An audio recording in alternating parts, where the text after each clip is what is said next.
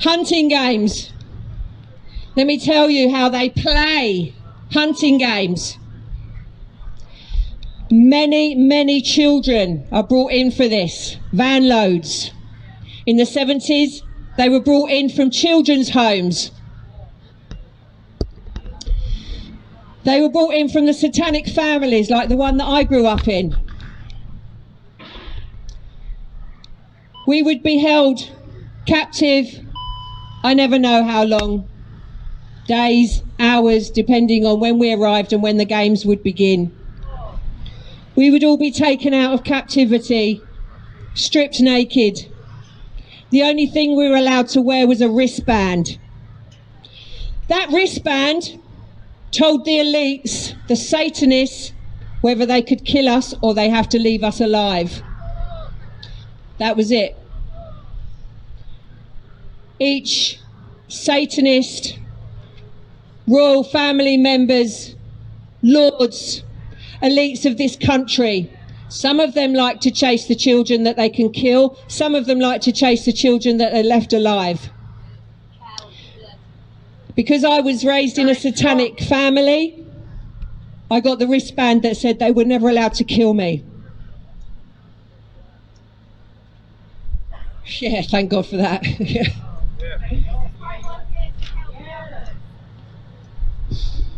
We would stand around. It was an automatic thing for the older children, and I classed myself, as the years went on, as an older child, so I would have been 6, 7, 8 years old. As an older child, we would then take the hands of the little ones. The little ones that were there, 3 years old, their first time being brought in for a hunting game. Stay on the pavement, guys. First time being brought in for a hunting game. Of course, they were terrified. They were already crying. Us older kids, we knew. We were trained by now. We never made a sound that would go off. It was the sound of a bugle. Guys, any of you that are listening that aren't with us today, please feel free to join us. You can come over and join us. If you stand with us, you stand with stopping satanic ritual abuse. And all you guys and women out there in your civil uniforms, this is exactly what you should be doing. Those people in there that you think you're protecting, they are killing the children. They have been doing it for hundreds of years. Yes. But this is where it stops. This is where they get exposed. It's time. It's time. It's time. So guys, if you want to come and join us and find the courage to stand up for the children in this world, you are more than welcome. So we'd be given our wristbands, the older kids. We'd take the hands of the little kids who would be crying and breaking.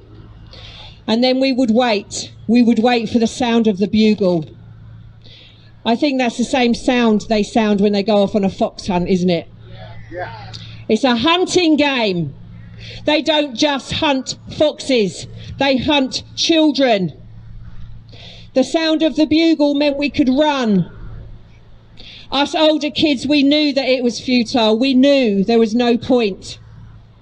But the terror that runs through our veins, that makes your blood run cold, would send us running as fast as we could, holding the hands of the little ones, trying to save them from the terror that we knew was about to happen.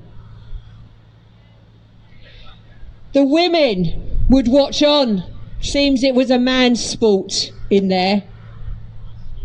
The women would watch on and clap and cheer, whilst their men then chased us. Naked children with wristbands on. The women would watch on while their men hunted, raped and murdered the children.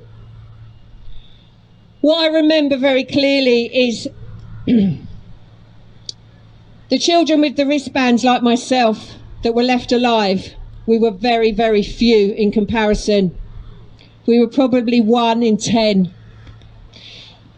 And my memory is that when the hunting games were over and the bugle sounded again, I knew that my orders, my instructions were to work my way back, walk back to where we started from. And I would have to walk over the dead bodies. The blood was everywhere. Some children that they murdered weren't quite dead, and they were left wriggling and suffering.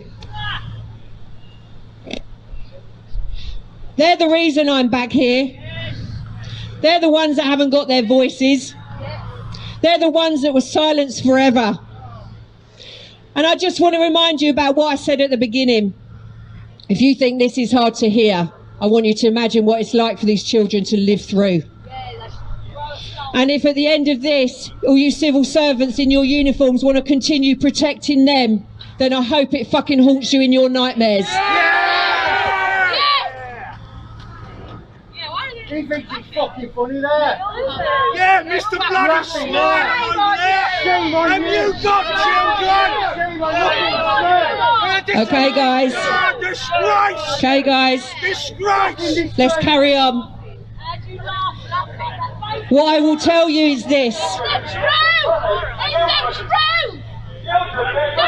I think that it's real children. Look at that smirk on his face. I think that most of the people here are parents. Are you fathers? Are you children? I want you to imagine if this was yours. Because just as it doesn't happen to you, it doesn't mean it doesn't matter. It matters. It matters. There are children in there now.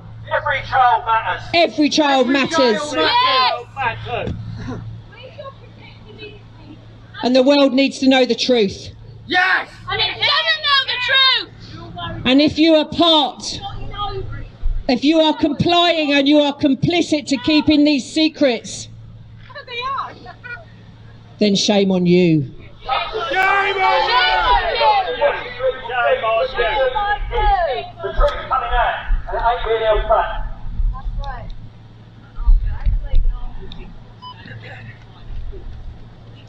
The other events, so that's hunting games, guys.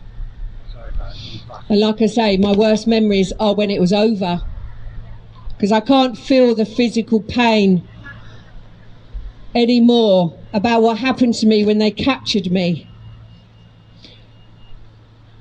But here's the thing, in hunting games, the comfort that we took, the older children, that all we would have to endure was just being raped by one person, one man. And in comparison, by what goes on in rituals, where we are raped by 10, 20, 30 people in the space of an evening, the hunting games was a fucking doddle. We weren't tortured in the hunting games. How horrific does it need to be that we could comfort ourselves with the very thought that, oh, we'll only be raped once by one person and then we'll be left alone? So the worst memories for me was watching the little ones, because they always had the wristbands. And I knew that how they were going to end up. And I knew that they were going to be the dead bodies on the floor with the blood pouring out of them that I would have to tread over in the end to get back to the starting line.